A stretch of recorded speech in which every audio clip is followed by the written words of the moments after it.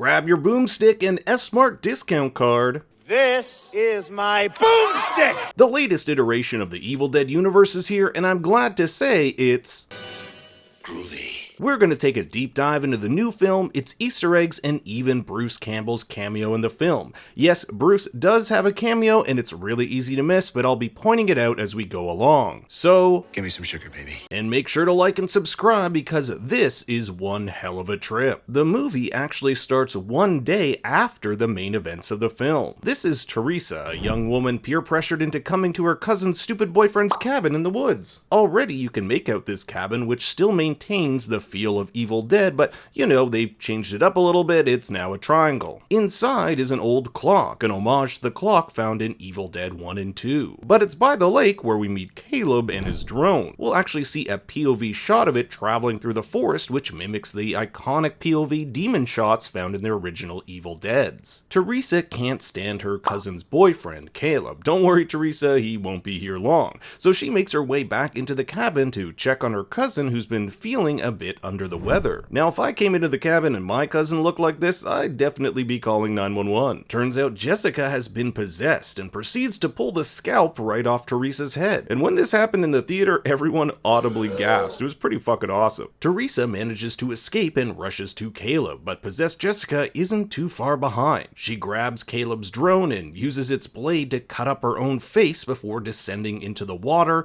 and then levitating from the lake. This was honestly one of the better openings of a horror movie I've seen in a long time. Rewind one day earlier where the main events of our story take place. This is Beth, our protagonist, a guitar tech who spent the last few years focused on becoming the best at her job, which has also meant putting aside her family, especially her sister Ellie, who is going through a bad breakup. Beth wasn't there for Ellie in her time of need, and now that Beth needs her, it's created a bit of rift between the two. Beth's gotten herself pregnant and isn't sure what to do about the baby. At family dinner, we meet Ellie's three children, Danny, Bridget, and Cassie. Cassie here is the youngest of the bunch who enjoys spending her free time chopping the heads off dolls. She's actually making her own doll named Staffany. Yes, you heard me right, Staffany is a doll whose head is lovingly spiked onto a staff, an item which will come in handy later on. The kids are charged with picking up pizza, and there's a fun Easter egg here with the name of the pizza joint being Henrietta's Pizza, the name of the first person to be possessed by the Kandarian demon in Evil Dead 2. It's on their way back that an earthquake opens a pothole beneath their apartment's parking garage. You see, this old apartment building was built on an old bank, and the quake has opened a path to the bank's hidden vault. And Danny, being the adventurous young man that he is, takes it upon himself to investigate. Inside the vault are all sorts of religious paraphernalia, including crosses hung from the ceiling and medals of Saint Benedict. The medal of Saint Benedict is often seen at the center of a crucifix behind the head of Christ to ward off evil spirits. So it seems whoever controlled this vault was quite rich and powerful. Danny reaches in to find a book covered in insects revealing the Necronomicon, the Book of the Dead, found by archaeologist Raymond Noby in Evil Dead 2. It has somehow made its way to this vault.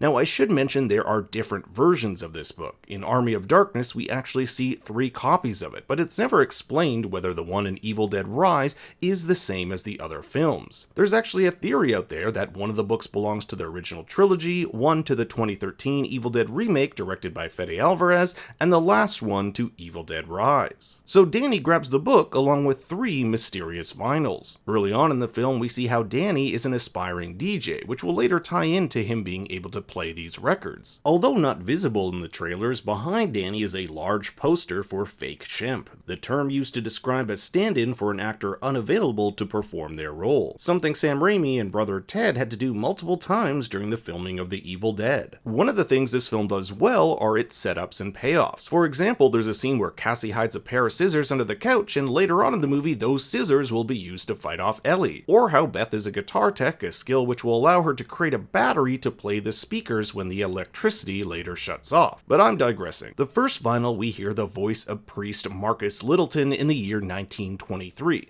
And yes, that's Bruce Campbell's cameo who voices the priest. He's come to a conclave and wants to use the Necronomicon to learn from it, but the other priests disavow him, forcing him and 2 other priests to learn the book's secrets on their own. Vinyl 2 is the reciting of the demonic words, which ultimately ultimately compel a demonic spirit to descend upon their apartment. Now, I should preface that this building is really old and set to be demolished next month, which allows for some unique plot points later on. With this demon on its way, it possesses its first victim, Ellie, who is on her way to do some laundry when her body is entangled in elevator wires, similar to the demonic vines that grabbed victims in Evil Dead 1 and 2. The now possessed Ellie decides it's time to make some delicious breakfast, throwing eggs into a pan like the first time I tried to make breakfast in bed for my mom. And even creepier, she tells them she wants to slide into their bodies so they can be a happy family forever, before proceeding to vomit profusely and passing out. They'll put her in a bathtub to cool down, but she's so hot it ends up boiling the water. Her body shoots out, levitating onto the ceiling.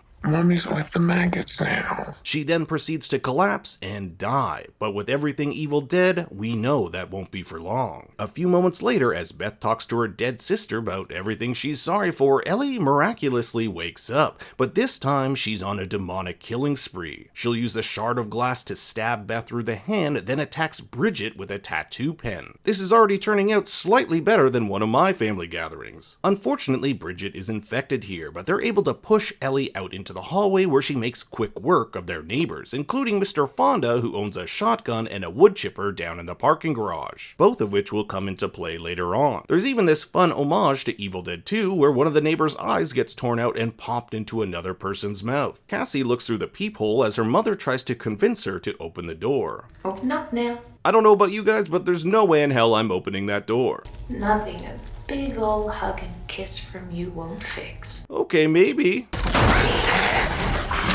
Luckily, the others are able to push their demon mom back and regroup for a new plan. If the Necronomicons summon this evil entity, maybe it can also stop it, so Danny shows his aunt the book and vinyls in the hopes they can find a solution. At the same time, Bridget's decided it's a great time for a glass of Chardonnay.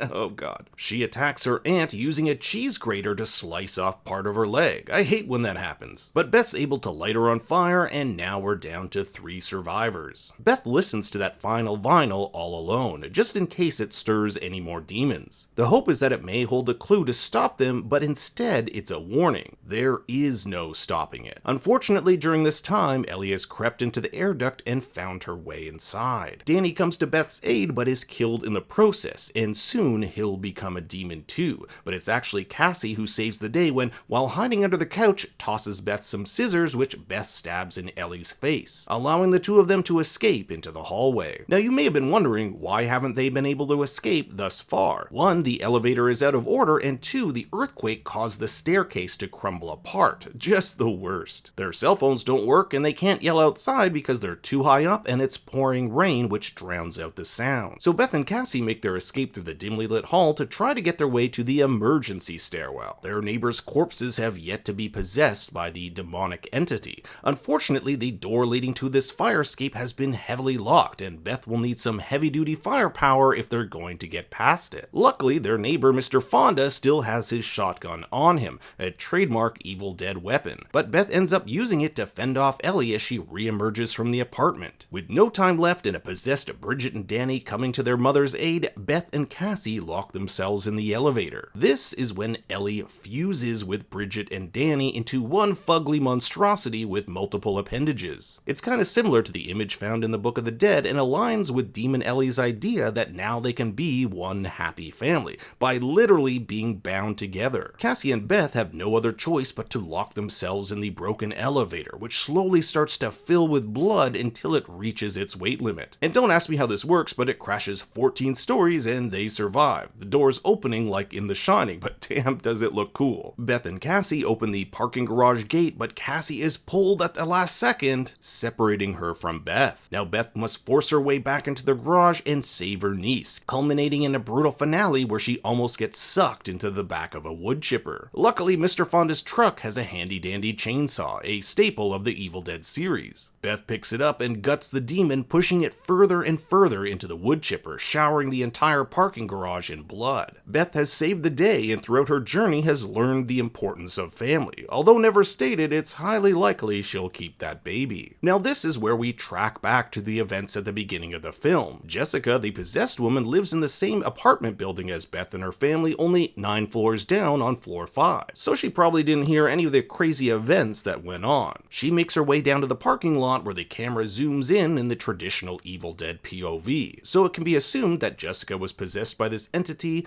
drove herself to that cottage, and would later become this thing that ascends from the lake. It's a fun way to circle back to the beginning and leave the room open for future sequels. There's also the question of the Necronomicon and vinyls themselves, which are still upstairs. What will happen to them? I really think Evil Dead Rise was the shot in the heart this franchise needed, and if they can create more stories like this, I'll definitely be along for the ride. But what did you think of Evil Dead Rise? I want to hear your thoughts in the comments below. Thanks for watching, and for more bad takes, you can follow me on Twitter and Instagram at ThinkStoryYT. Until next time, remember, Shop smart, shop S-Mart.